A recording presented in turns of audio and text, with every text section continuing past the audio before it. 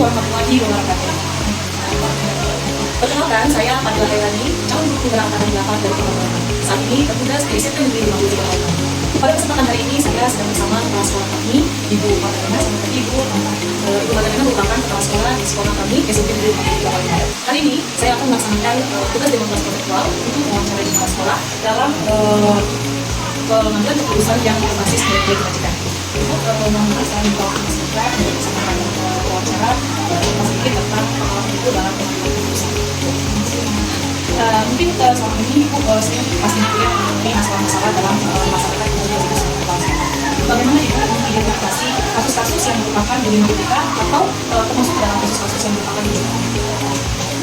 Saya dari kasus misalnya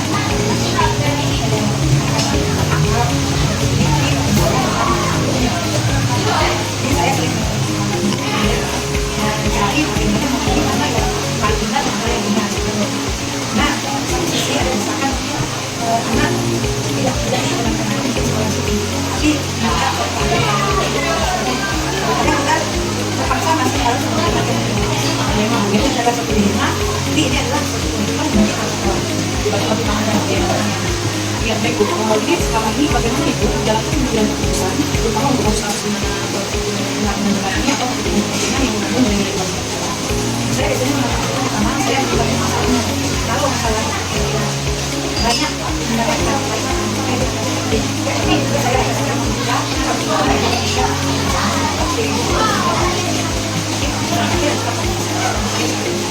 karena yang terbaik untuk anak Jadi pengembangan yang paling besar dampak dari anak. saya mencoba Lalu tadi Bu, ini apa khusus yang biasanya dilakukan selama ini dalam mengambil keputusan yang sifatnya khususnya di saya biasanya kalau saya ketemu orang mungkin dulu apa masalah tersebut, siapa yang terlibat, apa dampaknya jadi saya kayak dulu melakukan kemudian saya tetap sama dia dan saya bagaimana cara menjadi kita tetap mencari orang terbaik yang cukup karena kita sering biasanya menunjukkan anak kita salah satu faktor ini yang sering menjadi kita karena kalau kita bilang kan mereka di sekolah sementara kita dituntut karena harus kita tidak dapat membantu saja sebagai anak jadi kita harus dari nanti kemudian lalu Ibu mungkin selama ini dari apa yang Ibu anggap efektif dalam membantu Ibu mengambil keputusan dalam proses ya kalau kata saya selama ini biasanya kita harus menggunakan orang tua ya apa ada pendapat orang tua misalnya anak itu tidak dapat berat kayak misalnya ya kita juga harus pastikan tidak ada kerjasama kedua pihak yang jadi lebih efektif ya itu juga kita tidak perlu membuatkan yang satu sama orang yang siapa dulu juga kita ambil ya bahwa belum ada yang mungkin mungkin selama dalam pengalaman ini ada tantangan kemudian ada kesulitan atau hambatan dalam pengambilan mungkin pasti namanya kita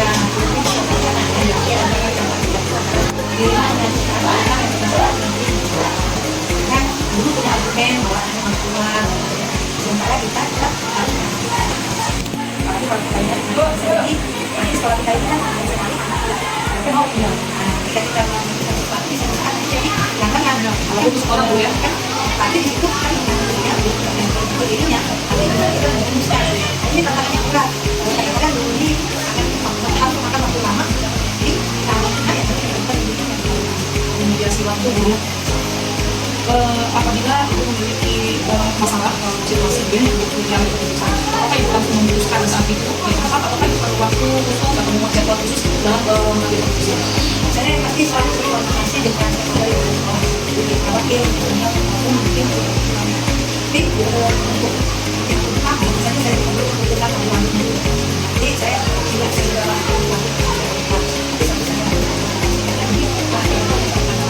tidak ada waktu ya, itu waktu untuk dipikirkan kembali ya keputusan sendiri Ibu ada kan orang-orang atau faktor-faktor yang selama ini memberikan bantuan kepada Ibu dalam Ibu mengambil keputusan khususnya kasus-kasus pendidikan.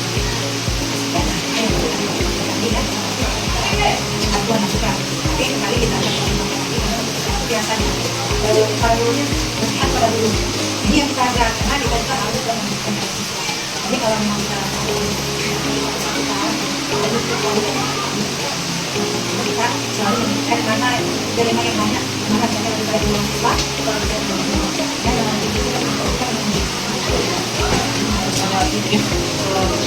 komunikasi lah ya punya pilihan siswa juga ya.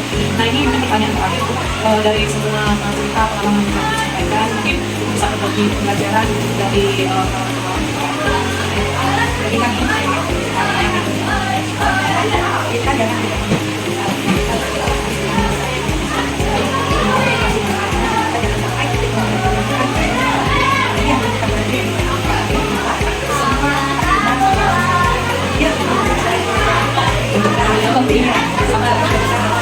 kita harus banyak benar, kita harus Oke, makasih banyak Ibu atas pengalaman dan waktu yang sudah diberikan. Mungkin saya banyak mendapatkan pembelajaran dari wawancara singkat kita hari ini. Semoga Ibu ke depan lebih sukses lagi dan selalu memberikan kesehatan. Baiklah, demikian wawancara saya bersama dengan kepala sekolah ini. Saya akhiri. Wassalamualaikum warahmatullahi wabarakatuh.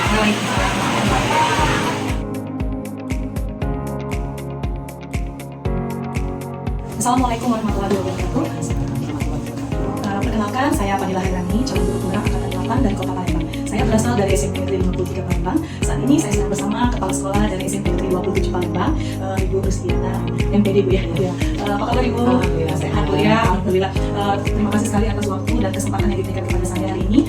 Saya akan melakukan wawancara sedikit Ibu terkait dengan pengambilan keputusan yang berdasarkan yang diwajibkan ya, berdasarkan pengalaman Ibu Rusdiana selama menjadi pemimpin pembelajaran di sekolah. Ya. Mungkin nanti dalam pelaksanaannya bisa menceritakan pengalaman-pengalamannya.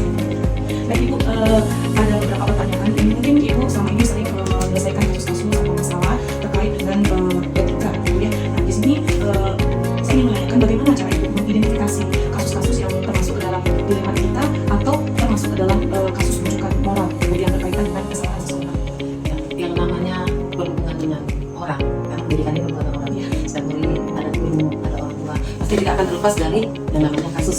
Kasus itu bisa berbagai macam bentuknya. Ada kasus yang disebut dilema etika, yang merasa benar melawan yang benar, ya.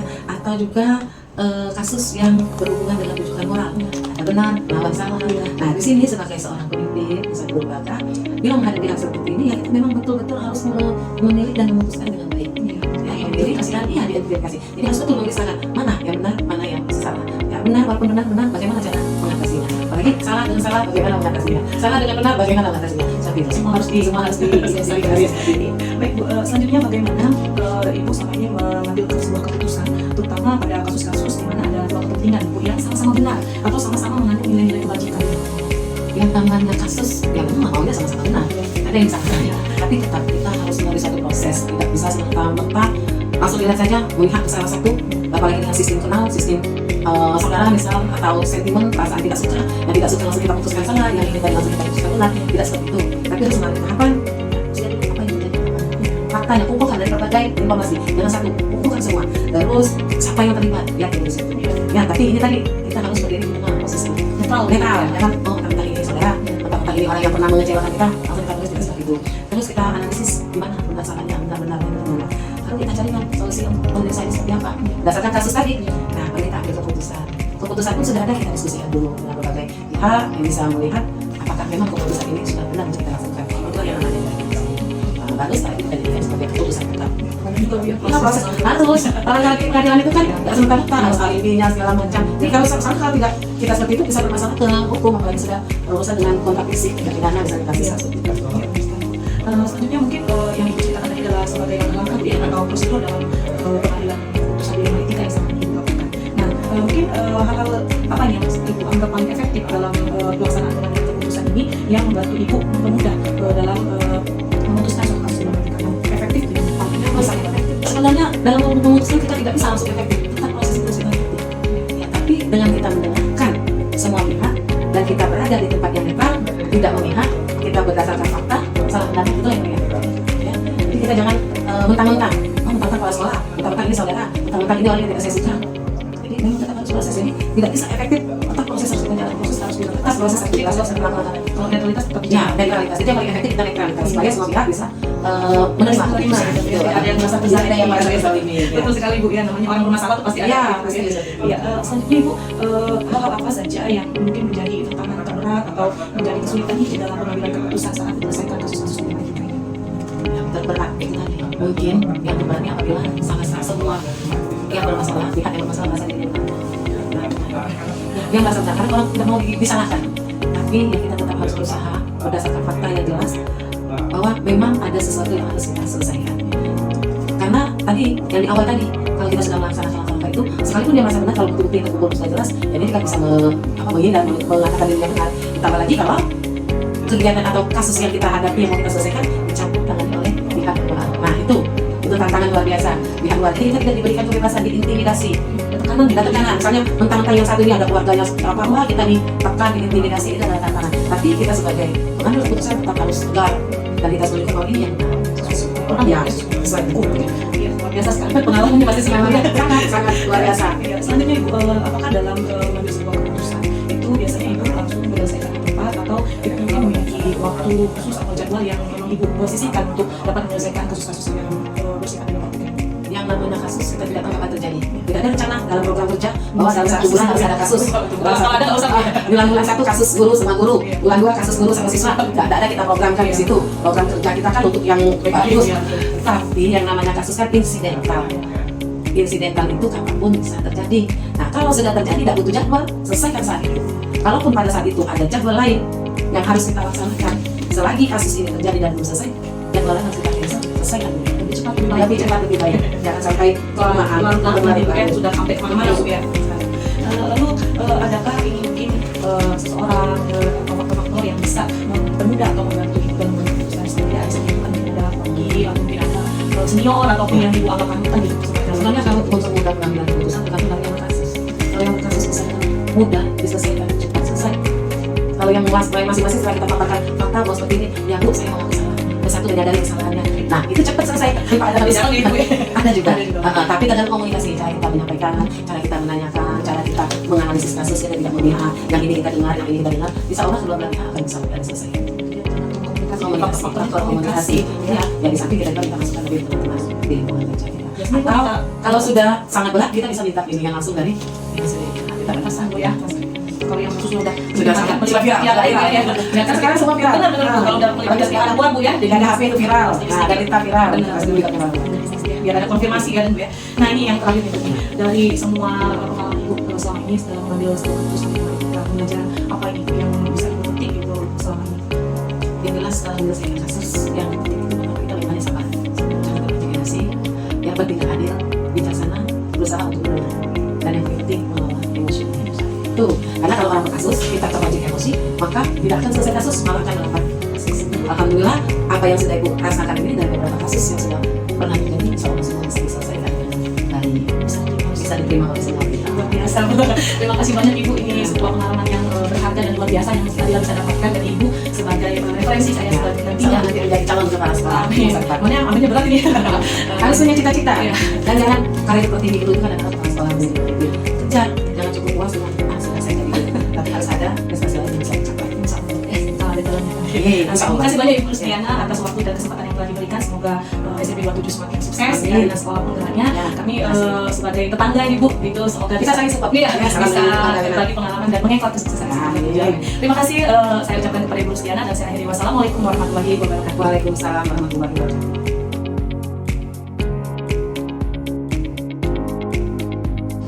Assalamualaikum warahmatullahi wabarakatuh. Perkenalkan, saya Fadilah Hairani, calon guru penggerak angkatan 8 dari Kota Palembang. Bersama saat ini dengan Kepala Sekolah dari SMP Setia Negara, Bapak Yusman Alian Prestasi. Selamat siang Pak. Hari ini kami akan melakukan wawancara tentang pengambilan keputusan berdasarkan nilai-nilai kebajikan yang akan saya pandu bersama dengan Bapak Yusman Alian. Baiklah Pak, mohon waktu sebentar. Saya ada beberapa pertanyaan yang ditanyakan terkait dengan pengambilan keputusan berdasarkan nilai kebajikan. Mungkin selama Bapak menjalankan tugas sebagai kepala sekolah, seringkali ditemui beberapa kali kesulitan dalam memutuskan suatu situasi atau masalah yang berkaitan dengan dilema etika atau rujukan moral. Jadi mungkin selama ini bagaimana Bapak dapat mengidentifikasi kasus-kasus yang merupakan dilema etika atau kasus yang termasuk dalam rujukan moral? Jadi Kalau dari pengalaman yang sudah pernah saya laksanakan, dalam setiap mengambil keputusan itu memang perlu kehati-hatian. Jangan sampai keputusan yang kita ambil itu akan berdampak negatif kepada yang akan kita ambil keputusan. Contoh seperti bujukan sosial atau etika dalam kita mengambil keputusan. Yang benar itu kita harus sudut pandangnya itu harus lebih luas. Walaupun dalam secara singkat harus kita ambil keputusan itu. Jadi yang benar tetap benar, yang salah tetap salah, tapi juga dipikirkan apa dampak negatifnya jika kita mengambil keputusan itu. Jadi kita cari opsi yang terbaik seperti itu. Jadi tetap dalam koridor benar dan salah, tetapi memperhatikan dampak Pak ya. Iya. Oke, selama ini Pak, bagaimana Anda menjalankan pengambilan keputusan di sekolah? Terutama untuk kasus-kasus di mana di sini ada benturan kepentingan yang sama-sama benar atau sama-sama mengandung nilai kebajikan. Ya, dalam misal sama-sama benar, pasti ada sisi lain yang lebih dominan. Benar, misal sama-sama kita adu argumen, ya benar kalau keputusannya seperti itu, kita ambil salah satunya optionnya benar. Namun itu tadi kita harus berpikiran luas dan juga memperhatikan apa yang akan terjadi dampaknya. Jadi kita pikirkan baru kita ambil keputusannya. Di analisis dulu Iya. sama-sama benar, tapi mana yang dampaknya lebih besar Iya, ya, bagi, gitu. bagi pelaksanaan Iya, keputusan tadi. pelaksanaan keputusan. Baik. Lalu pertanyaan selanjutnya, mungkin ada langkah-langkah atau prosedur yang selama ini biasa Bapak ambil sebelum Bapak memutuskan sesuatu. Nah, gitu ya. Jadi dalam mengambil keputusan itu yang pertama kita harus tahu dulu apa masalahnya ini. Kemudian siapa lawan kita berbicara. Contoh, misal kita dalam mengambil keputusan untuk lingkungan sosial, apa bakal dampaknya itu. Nah, di samping itu sudah tahu kita ini sama-sama benar, pasti ada sisi lainnya yang harus kita perhatikan. Setelah itu baru kita ambil keputusan. Berapa langkah? Iya, yang pertama yang harus tahu inti masalahnya dulu. Kemudian audiennya siapa. Kemudian kita rencanakan kalau masih ada waktu. Tapi kalau dalam waktu singkat, tetap harus diambil keputusan walaupun kondisinya itu memang sakit sebelah pihak, tapi harus dipertimbangkan secara matang. Ini yang paling berdampak. Ya, Oke Pak, luar biasa sekali Pak ya, sulit mungkin Pak ya. Iya, Jadi betul. hal-hal apa saja nih Pak yang selama ini Bapak anggap itu efektif dalam pengambilan keputusan pada kasus-kasus yang mengandung dilema itu tadi? Efektif. kalau dari segi efektif itulah tadi kita ini kan dalam koridor NKRI negara Indonesia. Yang jelas dalam lingkungan sekolah itu yang pertama dalam pengambilan keputusan itu adat atau etika. Nah, kita memutuskan contoh siswa atau guru. Kita perhatikan perkembangannya dari mulai kita bertugas, kita langsung pengenalan dengan siswa-siswi atau dengan guru-guru. Itulah letaknya bagaimana cara kita mengambil keputusan. Artinya kita tarik ke belakang rekod mereka. Jangan ngambil keputusan itu hanya berdasarkan pada saat kejadian itu. Rekodnya dulu dipertimbang. belakangnya, Pak, ya? Ya, kalau masih bisa dibenahi, kenapa tidak? Jadi kita berikan kesempatan. Setelah dilakukan evaluasi lagi, baru kita ambil keputusan seutuhnya. Terus kali itu Pak ya, jadi jangan terburu-buru Pak ya, Iya. kita lihat ulang kembali Pak ya. Jadi apakah hal-hal ini merupakan tantangan? Jadi hal-hal apa yang selama ini Bapak rasakan menjadi tantangan dalam pengambilan keputusan ini? Jelas dalam setiap pemimpin itu harus punya leadership. Di samping leadership itulah dituntut tantangan itu harus berjalan. Dalam memutuskan sesuatu itu tidak sesederhana yang orang bayangkan. Orang bilang enak sekali kalau kita itu memutuskan segini. Padahal kita sendiri dilemanya luar biasa terkadang. Semua orang kan punya kepentingan. Apalagi yang istilahnya kepala sekolah ini kan ada dua versi, ada swasta, ada negeri. Tentu tantangannya berbeda-beda. Kalau swasta berpengaruh kepada owner pemilik sekolah atau yayasan, sedangkan yang negeri itu berpengaruh pada kinerja kita di dinas pendidikan. Seperti itu. Pak yang Iya. tantangannya itu menyesuaikan dengan berbagai kepentingan. Iya, Pak ya. betul. Selanjutnya Pak, apakah Bapak memiliki sebuah tata kelola atau jadwal tertentu dalam menyelesaikan sebuah kasus dilema etika ini? Apakah biasanya Bapak langsung menyelesaikan di tempat atau memiliki jadwal sendiri atau memberi waktu gitu? Ya, kalau dia kasusnya misalnya kasusnya sederhana, biasanya langsung di tempat. Tapi kalau kasus-kasusnya menyangkut itu bakal berkelanjutan kehidupan seseorang. Misalnya kita menentukan seseorang, tidak serta-merta keputusan itu saya ambil sendiri. Artinya keputusan itu harus melalui musyawarah dulu, mulai dari guru wali kelas, kemudian guru-guru yang mengajar di kelas itu, dan di lingkungan bisa saja dia istilahnya dipersalahkan di siswa ataupun guru. Tapi dari sisi lain ada yang membenarkan bahwa itu tidak benar kejadian itu. Nah, disitulah jadi ngambil keputusannya itu harus pertama berdasarkan musyawarah dulu. Iya, iya, iya. Baik, Pak, lalu mungkin ada seseorang atau faktor yang selama ini sering memberikan bantuan atau mempermudah pekerjaan Bapak dalam pengambilan keputusan musyawarah dengan wakil atau selama ini? Ya, tentu saya kan tidak sendiri bekerja itu tadi. Di kanan saya ada wakil kesiswaan, wakil kurikulum, dan guru-guru. Apabila sangat terbentur, maka saya akan berkoordinasi dengan owner karena saya di bawah naungan yayasan. Otomatis itu akan berdampak pada sebuah sekolah atau yayasan yang mereka kelola. Kalau itu sifatnya prinsipal. Ya. Lalu Lalu ini yang terakhir nih Pak, dari semua hal yang sudah disampaikan tadi, menurut Bapak pembelajaran apa yang dapat dipetik nih dari pengalaman Bapak selama menjadi kepala sekolah saat mengambil sebuah keputusan? Jadi dalam mengambil keputusan itu kita ambil dari mungkin biasanya dari pengalaman. Itu dalam mengambil keputusan kita ambil dari pengalaman, itu yang paling singkat. Pengalaman apa Pak yang paling berkesan gitu ya, jadi pengalaman Bapak Iya. selama jadi kepala sekolah? Yang sering kita itu dilemanya kasus-kasus putri misalnya. Nah, kasus-kasus putri ini biasanya kan sekarang ini apalagi zaman canggih seperti ini, pergaulan bebas. Sedangkan di pada keadaan itu dia sudah mau menyelesaikan pendidikan itu. Kita harus memberikan keputusan yang tepat. Kalau memang bisa kita selesaikan sekolahnya, contoh seperti ini, otomatis kita bantu bagaimana, tapi dalam koridor-koridor yang tidak menyangkut hal layak, artinya ya tidak merugikan orang lain, ya. Jadi itulah kerjasamanya dengan ya, yayasan dan guru-guru. Ya, Pak, terima kasih banyak Pak atas berbagi pengalaman bersama kami. Saya ucapkan terima kasih banyak dan semoga kedepannya Bapak lebih bertambah wawasan dalam mengambil keputusan dan juga semoga sekolah sekolah itu lebih maju dan lebih sukses. Terima kasih ya, banyak. sama-sama. Demikianlah wawancara kami bersama Bapak Yusman Adianto. Saya akhiri. Wassalamualaikum warahmatullahi wabarakatuh. Waalaikumsalam.